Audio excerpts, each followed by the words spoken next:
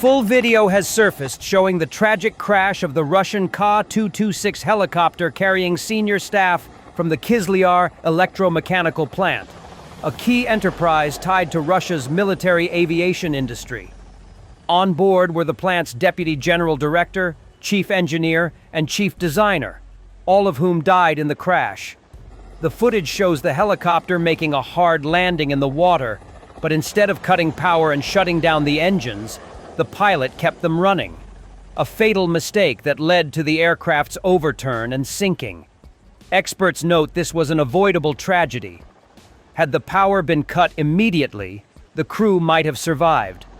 The Kizlyar plant is a sanctioned manufacturer developing systems for Sukhoi and MiG fighter jets, making this not only a human loss, but also a blow to Russia's defense industry.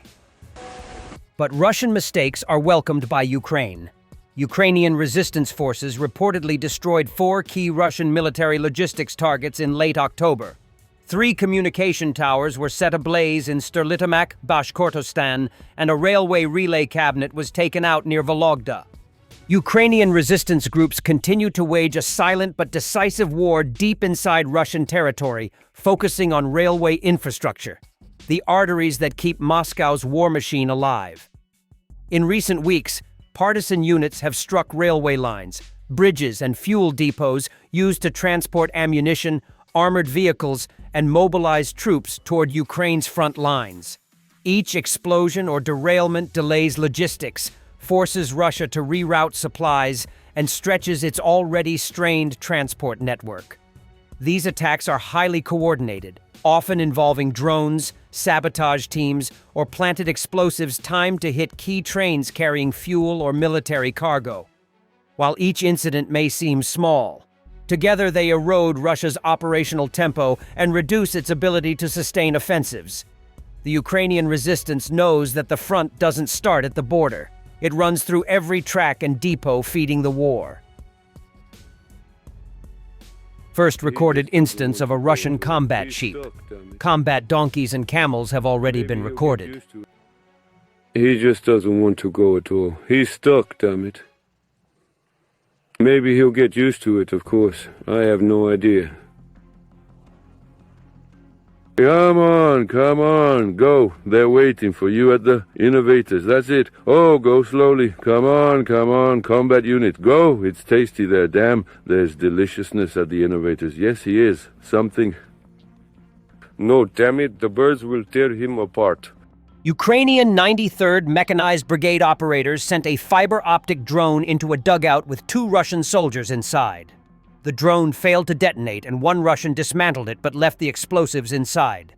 A second drone then struck, detonating both charges and destroying the dugout with both occupants. The Ukrainian 93rd Mechanized Brigade, known as Kholodny Yar, is one of Ukraine's most battle-hardened and respected units. Formed long before the full-scale invasion, it has fought in nearly every major front line, from Donetsk airport and Bakhmut to the current battles around Pokrovsk. Equipped with modern armor, drones, and precision artillery, the brigade is known for its discipline, adaptability, and fierce counterattacks. Its motto, "Strength in steel, spirit in fire," reflects the unit's role as a backbone of Ukraine's defensive and offensive operations across the Eastern Front. Old horsehair fishing nets from France, once used to catch monkfish, are now shielding Ukraine's front lines from Russian drones. 280 kilometers of repurposed netting sent by Kernik Solidarités is being stretched across trenches and roads, forming traps that snare drones like flies in a web. In the fishing ports along France's Brittany coast, the discarded fishing nets pile up along the coastal quaysides. The lifespan of a deep-sea net is between 12 and 24 months, after which they become worn and beyond repair. Until now, the estimated 800 tons of nets scrapped every year have been a problem. Now, the horsehair netting, once used to trawl monkfish from the seabed, is being used for another catch: Russian drones. The Breton charity Kernik Solidarités has sent 2 consignments of nets measuring a total of 280 kilometers to Ukraine to be used to protect soldiers and civilians along the front line where fighting is fiercest. Russia employs small, cheap drones and fits them with explosives, directing them by remote control for distances of up to 25 kilometers. The Ukrainians use the nets to create tunnels in which drone propellers become entangled. It has been compared to spiders catching flies in a web. Over the last 2 years, the war has mutated. Before, we didn't even think about drones, but now it's a drone war. Christian Abaziu, who is responsible for logistics with Kernik Solidarités, said. The Ukrainians have told us they don't need any old nets. They have been sent quite a few that are of no use. The nets we are sending are made of horsehair and used for deep-sea fishing to catch monkfish, which are quite powerful and hit the nets with a strength similar to that of a drone. A Russian drone hit a marked humanitarian vehicle carrying European journalists near Kostiantynivka in eastern Ukraine, NTV reports. Austrian ORF correspondent Christian Verschutz and a Spanish colleague escaped seconds before the explosion. Открывай быстро двери. Тикай! Ложись! Олег! Слава Богу, живой. Финиш. Прицельно, сука.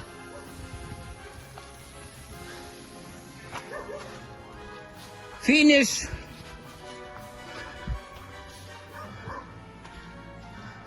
Ого! Ты смотри. Херня броня, иди покажу. Да я бачу. Are you okay? Перфект. А машина не перфект. Отак от жахнув, сорі. Дякувати Богу, вискочили. Пропалило наскрізь. 3 thermal power plants operated by Ukrainian energy company Centrenergo have stopped generating electricity after Russia's overnight attack, the company said. Centrenergo is one of several state energy firms in Ukraine. The affected plants are in Kyiv, Kharkiv, and Donetsk regions.